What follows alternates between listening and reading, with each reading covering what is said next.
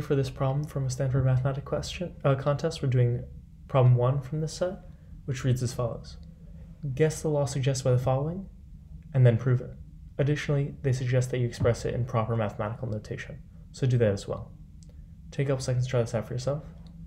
Then we'll give some hints, then we'll get on with the proof.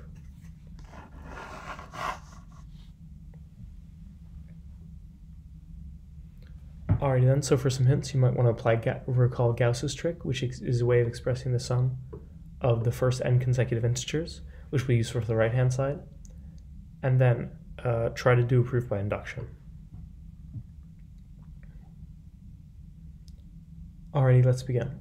So let's just write it initially in mathematical notation, which is going to say that the sum from 1 to some number n of minus 1 to the I minus 1 of the terms I squared is going to be equal to negative 1 to the n minus 1 times the sum from 1 to n of the first j integers.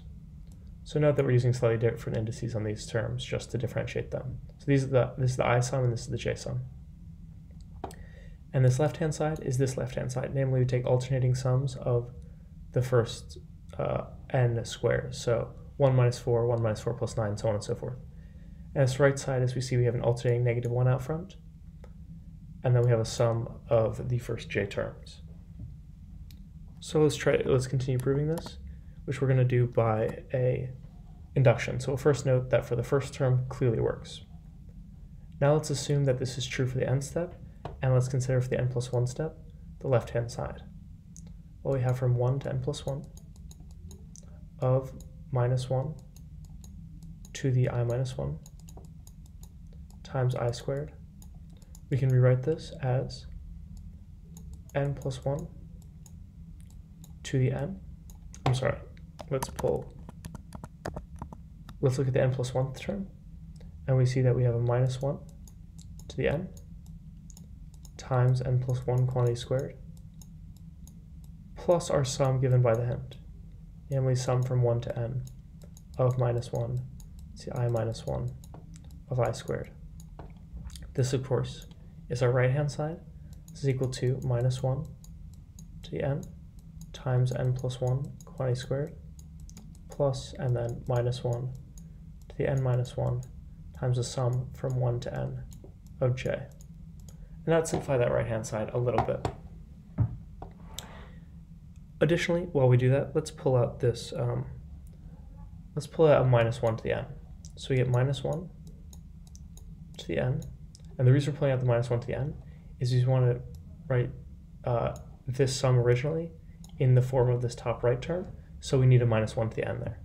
And if we do that, we're left with a n plus 1 squared, n plus 1 quantity squared, and then left with a minus, since we have a minus 1 to the n minus 1. So if you apply an extra minus 1, we're left with another minus sign, minus, and the sum from 1 to n of the first j integers, or of the first n integers, is going to be n times n plus 1 over 2. You can think about that as taking the first term and then the nth term, and that will give you n plus 1, and you do that n over 2 times. So it gives you n times n plus 1 divided by 2. So let's expand this inside and simplify. This gives us minus 1 times the quantity of n squared plus 3n plus 2, all of this over 2. And the reason we write it in this way once we're expanding is because this term can be written as minus 1, there's an n here, is equal to minus 1 to the n times the quantity of n plus 1 times n plus 2 all over 2. But this, of course, is equal to minus 1. If we apply Gauss's trick in reverse, is equal to the sum from 1 to n plus 1 of the first j integers. And we've proven what we want, namely that this is equal to this. So we're done. Thank you for watching.